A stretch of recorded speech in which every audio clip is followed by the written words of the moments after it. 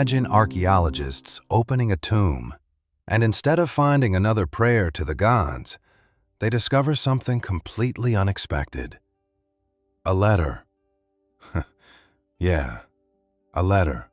Not written about the dead, but written to them. It begins almost like a normal message, a name, a greeting, then a request, almost as if the writer believed the person on the other side could still read every word. It sounds unbelievable, but this wasn't mythology. These letters are real. They've been discovered on pottery bowls, pieces of limestone, linen, and sheets of papyrus. Some of them are sitting in museum collections today. They reveal one of the most personal sides of ancient Egypt. When most people think about Egyptian religion, they imagine huge temples, powerful gods, or magnificent pyramids. But everyday Egyptians had another kind of relationship with the afterlife. They believed that death didn't automatically end family ties. A loved one who had died wasn't simply gone forever. If they had reached the next world successfully, they might still care about their family. They might still protect them. And sometimes, they might even need to be reminded to help. Today, Egyptologists call these texts letters to the dead. That isn't an ancient Egyptian title. It's simply the modern name scholars use for this remarkable group of writings that all share one idea. Someone living is trying to communicate with someone who has already died. Amazing. Love this. Okay, so one thing surprises almost everyone. These letters were usually not addressed to famous kings or legendary heroes or even the gods. Most were written to ordinary family members, a father, a mother, a husband, a wife, a brother, someone the writer had actually known. That makes these texts incredibly valuable. Instead of showing us official religion, they show us private emotions, real worries, real families, and real lives. So, what were people writing about? Almost everything. Some writers were desperately ill. Some believed someone had treated them unfairly. Others were struggling with arguments over property or inheritance. Some longed for children. Some wanted protection from misfortune. In other words, they were writing about exactly the kinds of problems people still face today. The difference was, they believed someone in the next world might still be able to help. One famous example comes from a man named Shepsi. His father had died. A dispute had broken out over family land. Instead of only arguing with the living, Shepsi turned to someone else, his father. He reminds him that promises had been made. He reminds him that offerings are still being brought to the family tomb, almost as if he's saying, "I've kept my side of our relationship. Now please keep yours." It's a fascinating glimpse into how Egyptians understood family. Death changed the relationship, but it didn't erase it. And then there are letters about something deeply personal: children. Some families who couldn't have a child appealed to deceased relatives, hoping they could somehow help restore fertility or bring protection to the household. Notice something important. The dead aren't treated like gods. The writers never suddenly say, "You created the universe," or "You rule the heavens."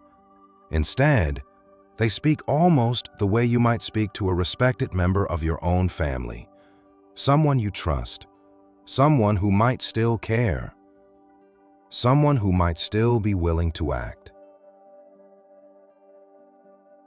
Now here's one of my favorite discoveries. Archaeologists found a pottery bowl from Kao with writing on both sides. One message was addressed to a father, another to a mother. Imagine that for a moment. One simple household object carrying two separate conversations with two different members of the same family who had already died.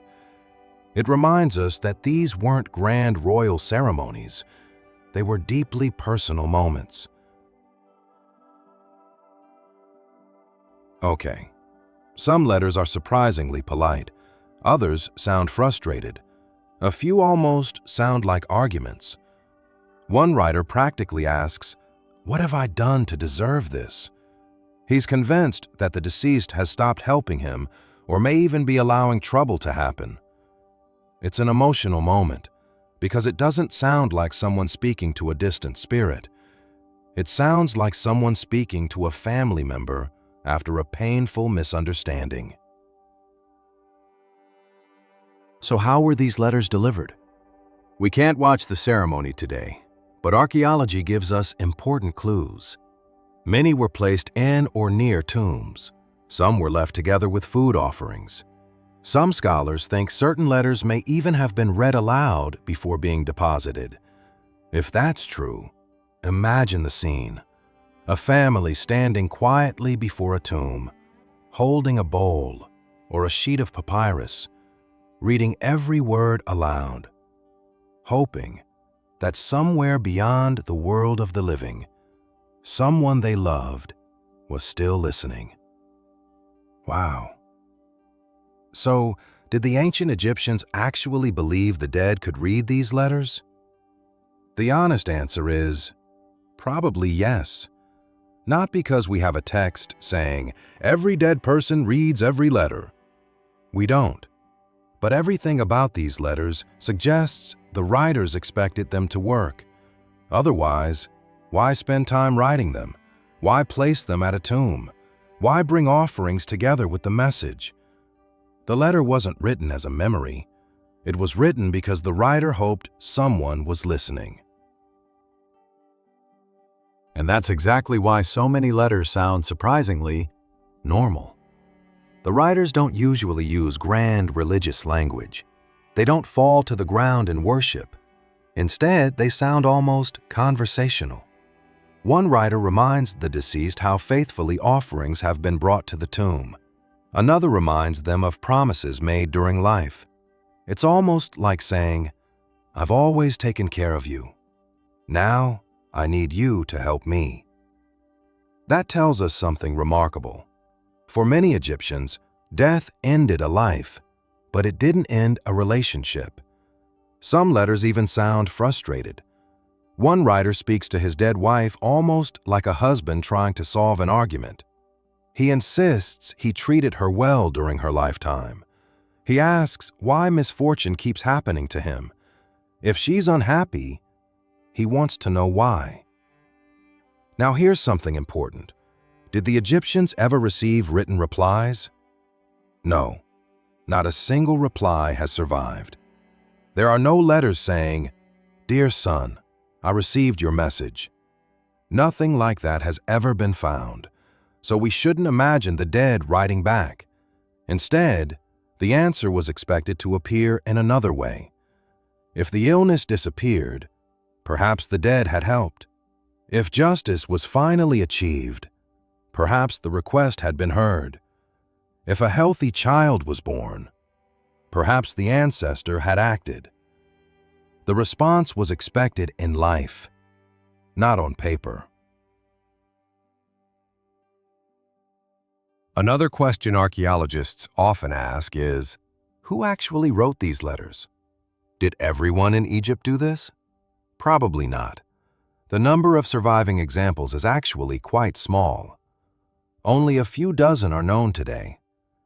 That doesn't necessarily mean the practice was rare. Papyrus decays, linen disappears. Many tombs were robbed long ago. Countless texts have simply been lost. So the surviving letters are almost certainly only a tiny part of what once existed. Another interesting detail is that these letters appear most often during the late Old Kingdom and the Middle Kingdom. Later, they become much less common. Why? The answer isn't completely clear. Some Egyptologists think religious practices gradually changed. Others suggest different rituals simply became more popular. The evidence doesn't let us be certain, and that's one of the things historians must accept. Sometimes, the honest answer is simply, we don't know. But perhaps the most beautiful thing these letters reveal has nothing to do with magic. They reveal love, responsibility, grief, hope. A son still trusting his father, a husband still speaking to his wife, parents still asking for help. These aren't the voices of kings. They're ordinary people trying to hold on to the people they loved, even after death. And maybe that's why these texts feel so modern. If you enjoyed this journey into one of the most intimate traditions of ancient Egypt, join us on Art.Timeline. Every episode is built from Egyptological research, museum collections, and academic scholarship, but told as a journey through history.